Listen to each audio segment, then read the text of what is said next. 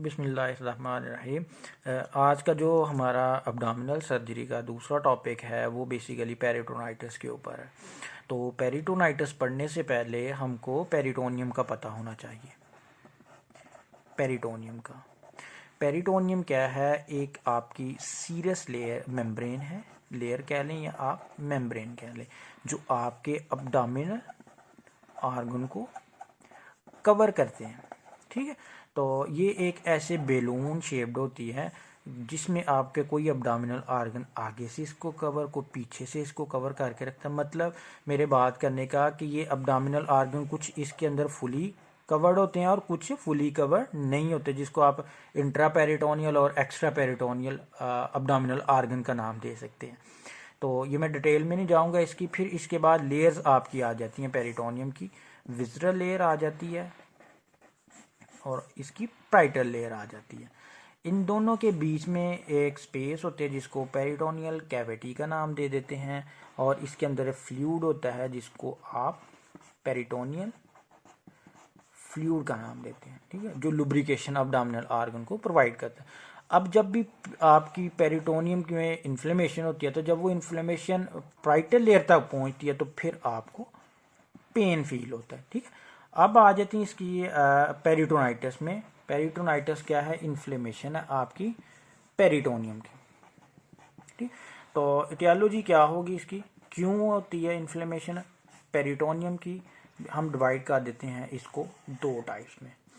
Bacterial causes इसकी हो सकती हैं और केमिकल काजेज हो सकती हैं। ठीक, जो बैक्टीरियल काजेज है वो 90 से 95% होती है, और केमिकल आपकी लेस देन 5% होती है, जिसमें आपका केमिकल में आपकी बाइल आ जाती है, आपका एसिड आ जाता है, आपका ब्लड आ जाता है और यूरिन। इनके अंदर जो केमिकल्स होते हैं वो पेरिटोनियम को इरिटेट करते हैं, जिसकी वजह से पेरिटोनाइटिस हो जाता है। अब बैक्टीरियल काजेज हम देखते हैं। तो सबसे पहले जब भी कहीं कोई आपके अब्डोमिनल ऑर्गन में इन्फ्लेमेशन होती है, तो वो जो आपके इंटेस्टाइन के नॉर्मल फ्लोरा आते हैं वो ब्रेस्ट, जब आपका अब्डोमिनल ऑर्गन होगा तो वो नॉर्मल फ्लोरा आपकी पेरिटोनियम में आ जाएंगे, जिसकी वजह से पेरिटोनियम की इन्फ्लेमेशन हो जाएगी।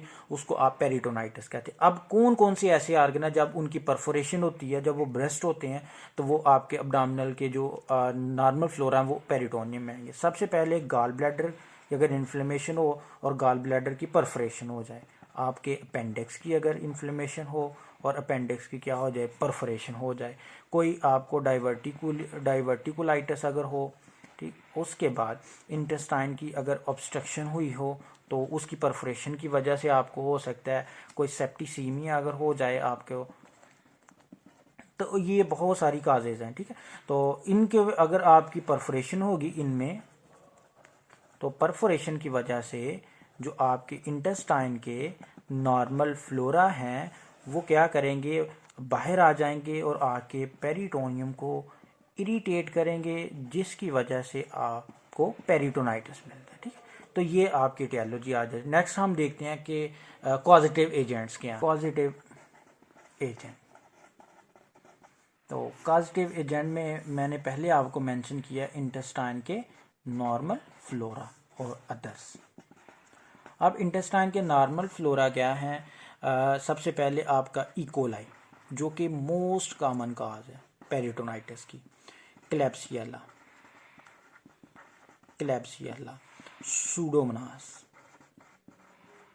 सूडोमोनास और प्रोटिएज। और भी हैं लेकिन ये मोस्ट कॉमन है जो आपके पेरिटोनाइटिस कर सकते हैं। इन चारों में मोस्ट कॉमन क्या है? इकोलाई। अदर्स में आपके स्ट्रेप्टोकोकाई आ सकता है, स्टेफेलोकोकाई आ सकता है, आपका क्लेमीडिया आ सकता है और गोनोकोकस। ये भी आपके पेरिटोनाइटिस का आ सकते हैं। ये बेसिकली जब किसी को क्या होगा, यूटीआई होगा या जेनिटल ट्रैक का इन्फेक्शन होगा, तो वो भी जाके इरिटेट कर सकते हैं पेरिटोनियम को, जिसकी वजह से पेरिटोनाइटिस हो सकता है। नेक्स्ट हम देखते हैं science and symptoms. Science and symptom या क्लिनिकल फीचर्स कह लेते हैं। अब हम क्लिनिकल फीचर को तीन पार्ट में डिवाइड करते हैं। इमीडिएट कुछ फीचर आएंगे, सिम्टम्स कुछ इंटरमीडिएट्स आएंगे और कुछ लेट आएंगे। अब सबसे पहले पेन जो है ये तीनों को आपस में डिफ्रेंशिएट करती है। तो इमीडिएट में सबसे पहले जो पेन होगी वो परफोरेटेड एरिया के ऊपर होगी। बात करने का मकसद ये है कि अगर गाल ब्लैडर की परफोरेशन होगी तो पेन सिर्फ गाल ब्लैडर वाले पार्ट्स पे होगी, और बाद में वो जो पेन है ना वो पूरे एब्डामन में आपके स्प्रेड कर जाएगी। एब्डामन में क्या कर जाएगी? स्प्रेड कर जाएगी, ठीक है। उसके बाद आपको पता है कि इन्फेक्शन है तो टैकीकार्डिया होगा, आपको पता है इन्फेक्शन है तो नोजिया, वोमिटिंग होगी, आपको पता है इन्फेक्शन है तो अब्डामिनल टेंडरनेस होगी, आपको पता है इन्फेक्शन है तो रीबाउंड टेंडरनेस होगी, और इंक्रीज मसल रिजिडिटी। तो ये तो जो आपकी ये वाले सिम्टम है इन्फेक्शन की वजह से आएंगी। सिर्फ पेन के बारे में आपने याद रखना है कि पेरिटोनाइटिस में इमीडिएट साइन एंड सिम्टम में पेन पहले परफोरेशन एरिया पे होती है, फिर वो स्प्रेड कर जाती है थ्रू द अब्डामन में, ठीक। फिर आ जाते हैं इंटरमीडिएट में। इंटरमीडिएट में जो पेन है ना वो सेटल डाउन होना शुरू हो जाती है, सेटल डाउन होना शुरू हो जाती है। फिर उसके बाद पेन जो है सिर्फ परफोरेटेड एरिया के ऊपर होती है, ठीक है। उसके बाद नेक्स्ट क्या होगा कि आपके अब्डोमिनल टेंडरनेस डिक्रीज हो जाती है इंटरमीडिएट में, क्योंकि सेटलिंग होना शुरू हो जाती है, इन्फेक्शन खत्म हो रहा होता है। और उसके बाद मसल रिजिडिटी कम हो जाती है, टैकीकार्डिया की जगह क्या हो जाता है आपको ब्रेडिकार्डिया हो जाता है, ठीक। तो ये इंटरमीडिएट साइन एंड सिम्टम हो गए। अगर आपने इसको ट्रीट नहीं किया पेरिटोनाइटिस को, फिर क्या हो सकता है?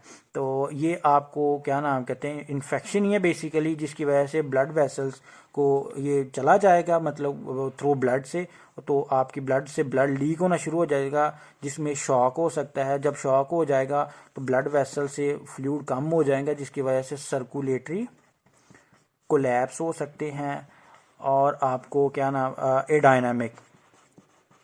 एडायनामिक ऑब्स्ट्रक्शन हो सकती है इंटेस्टाइन की।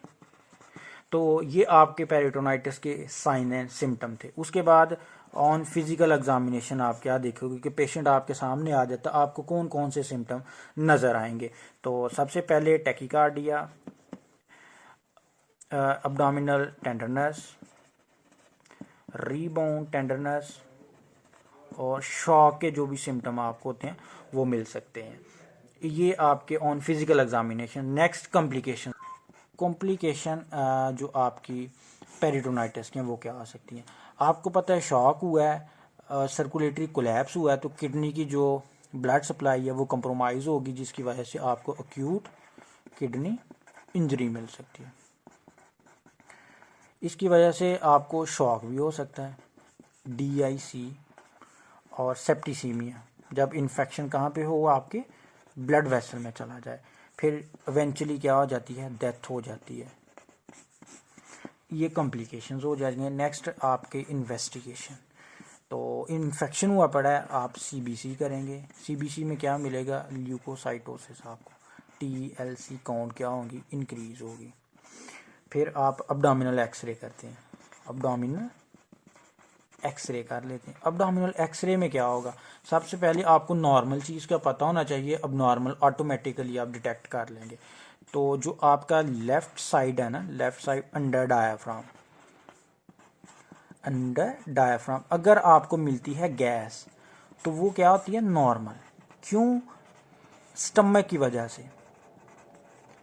अगर राइट साइड पे अंडर डायाफ्राम आपको गैस मिलती है तो वो होती है अबनॉर्मल। किस वजह से अबनॉर्मल? परफोरेशन की वजह से, ठीक है। और उसके बाद आप कर लेते हैं पेरिटोनियल एस्पायरेशन। पेरिटोनियम में डायरेक्ट आप वहाँ से क्या नाम कहते हैं फ्लूइड ले लेते हैं इन्फ्लेमेटरी। अगर तो वो है रेड, या वो हो सकता है ग्रीन, या वो हो सकता है पस। अगर तो वो रेड है तो पेरिटोनाइटिस किस वजह से हुई पड़ी है, ब्लड की वजह से। अगर वो है आपकी ग्रीन, पेरिटोनाइटिस किस वजह से होगी, बाइल की वजह से। अगर वो है पस तो इन्फेक्शन की वजह से, मतलब आपकी बैक्टीरियल कोई काज हो सकती है। फिर आप वो काज रूल आउट करोगे और फिर उसकी मुताबिक आप ट्रीटमेंट करेंगे। फिर आप ना सीटी स्कैन कर लेते हैं। कब करेंगे सीटी स्कैन? जब पेरिटोनाइटिस की काज क्या होगी? पैंक्राटाइटिस होगी। तो आप ये इन्वेस्टिगेशंस कर सकते हैं, CBC, abdominal x-ray, peritoneal aspiration और सीटी स्कैन। नेक्स्ट पेरिटोनाइटिस की हम ट्रीटमेंट देखते हैं। ट्रीटमेंट में सबसे पहले आपको पता है कि पेशेंट शॉक में गया हुआ है तो आप रिसेसिटेट करेंगे। रिसेसिटेट में ABC हमारा जो रूल है वो करते हैं। फिर आप NPO करते हैं, नथिंग पर ओरल, इस पेशेंट को देते हैं। और फिर इसके बाद जब आपने नथिंग पर ओरल करना तो फिर आपने उसको खुराक देने के लिए NG पास कर देते हैं, NG पास करते हैं आप। फिर फोली पास करते हैं। स्ट्रिक्टली आप उसकी यूरिन की आउटपुट देखते हैं। इसके बाद इन्फेक्शन है तो आप एंटीबायोटिक भी देते हैं। एंटीबायोटिक का कम्बिनेशन सेफ्ट्रेक्सोन प्लस मेट्रानिडाजोल का एक है। दूसरा कम्बिनेशन क्या है आपका? एम्पिसिलिन, जेंटामाइसिन और मेट्रानिडाजोल है। इन दोनों में से कोई भी कम्बिनेशन आप यूज़ कर सकते हैं। इसके बाद लास्ट पे आप लेप्रोटमी करते हैं। लेप्रोटमी ये सर्जिकल मैनेजमेंट है। लेप्रोटमी करेंगे आप तो पहले अंडरलाइंग काज को ट्रीट, अंडरलाइंग काज, और उसके बाद आप 8 से 10 लीटर जो आपका नॉर्मल सिलाइन होता है उससे पेरिटोनियम को क्या करते हैं आप? वॉश करते हैं। और फिर बाद में आप स्टिचिंग करके नॉर्मल कर देते हैं पेरिटोनियम को। तो ये सारा का सारा पेरिटोनाइटिस के बारे में था। अगर कोई क्वेश्चन हो तो कमेंट बॉक्स में लाजमी लिखिए।